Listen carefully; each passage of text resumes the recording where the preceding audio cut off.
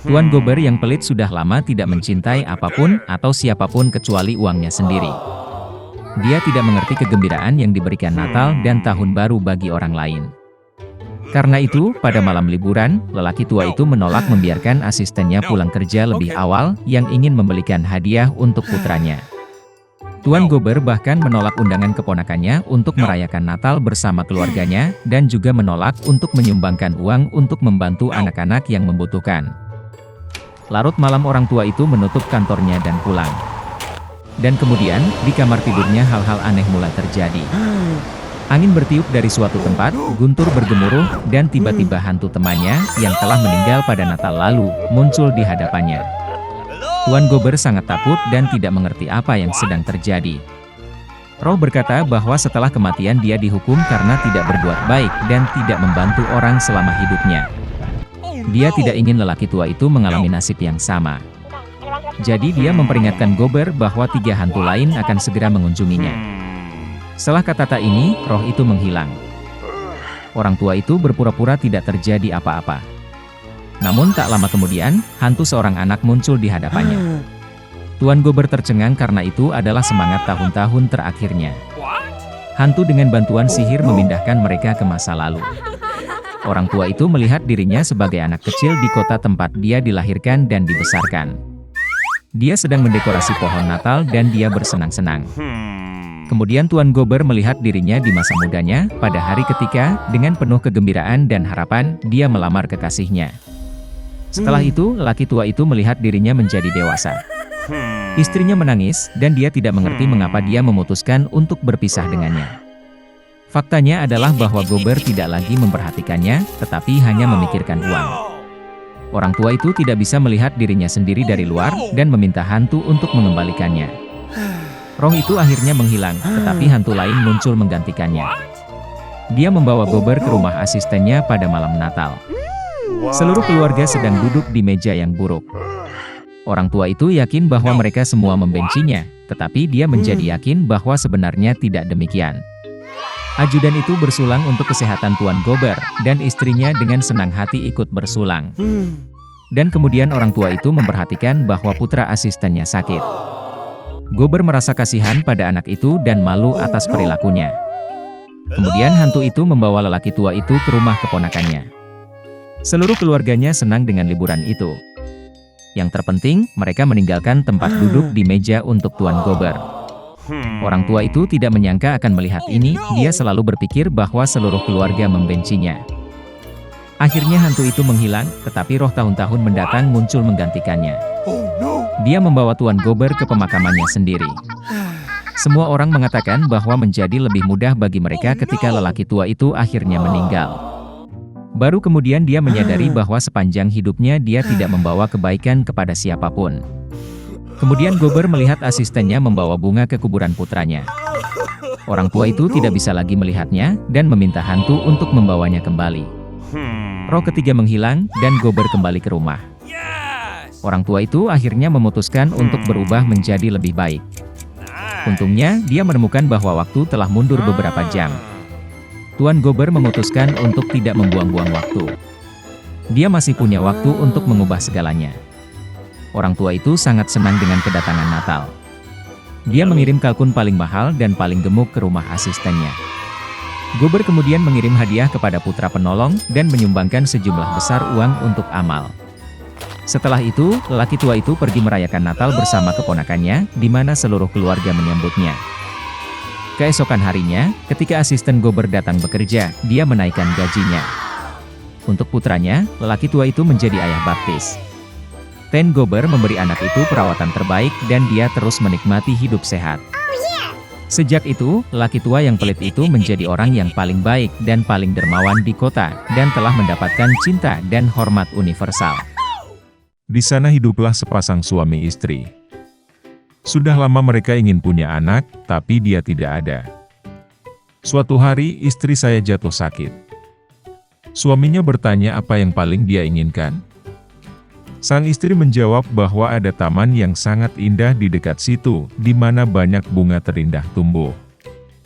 Ada Rapunzel yang indah di taman. Itu terlihat sangat segar dan sangat hijau sehingga dia sangat ingin mencicipinya.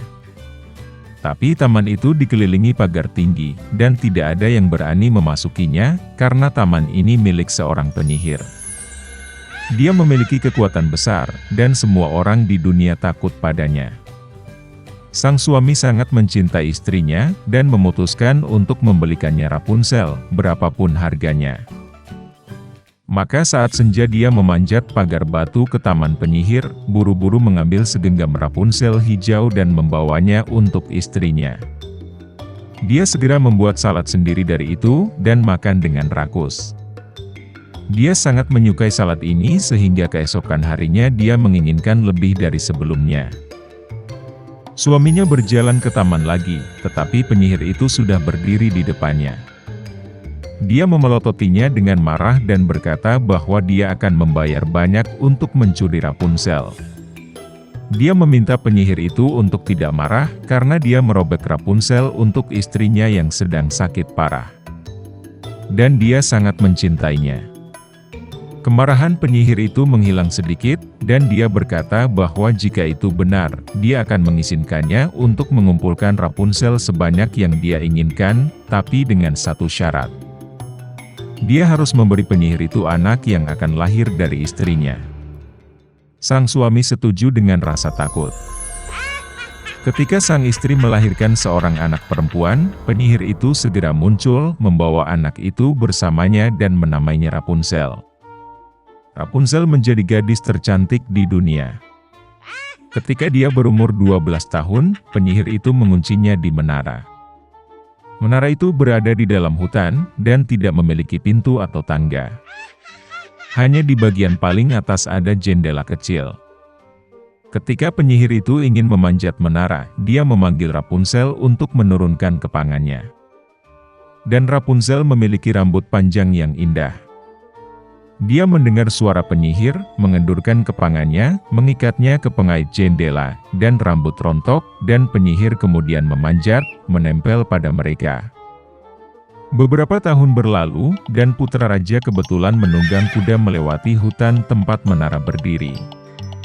Tiba-tiba dia mendengar nyanyian, dan itu sangat menyenangkan sehingga dia berhenti dan mulai mendengarkan. Ini adalah Rapunzel bernyanyi dengan suaranya yang indah. Pangeran ingin naik. Dia mulai mencari pintu masuk ke menara, tetapi tidak mungkin menemukannya. Dia pernah melihat bagaimana penyihir itu memanjat kepang yang diturunkan Rapunzel padanya. Dan keesokan harinya, ketika hari sudah mulai gelap, pangeran pergi ke menara dan memanggil Rapunzel. Dia mendengar, menarik kepang ke bawah, dan pangeran naik.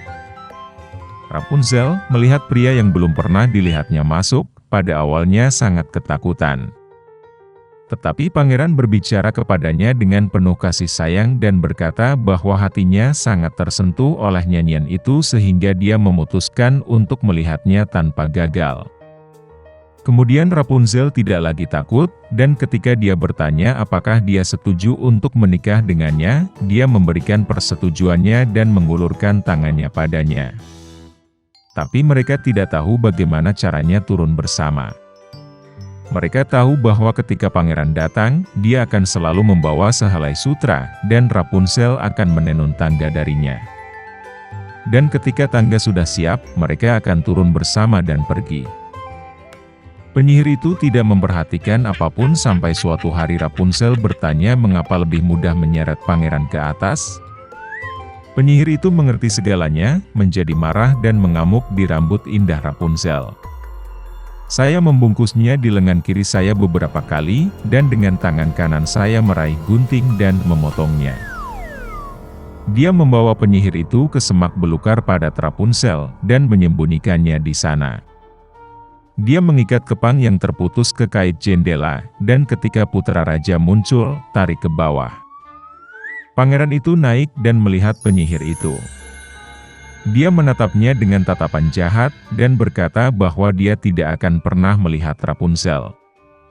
Pangeran berada di samping dirinya dengan kesedihan dan putus asa melompat keluar dari menara, tetapi duri semak yang berduri, tempat dia jatuh, mencungkil matanya. Pangeran buta mengembara selama beberapa tahun dalam kesedihan dan kesedihan di hutan, sepanjang waktu dia berduka dan menangis karena kehilangan kekasihnya. Suatu ketika dia pergi ke semak belukar yang lebat.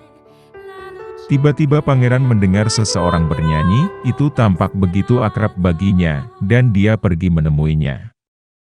Ketika dia mendekat, Rapunzel mengenalinya, menjatuhkan dirinya ke lehernya dan menangis dengan getir kegirangan. Dua air mata menetes di matanya, dan pangeran itu kembali melihat dan mulai melihat seperti sebelumnya. Dia membawanya ke kerajaannya, dan mereka hidup selama bertahun-tahun dalam kebahagiaan dan kegembiraan.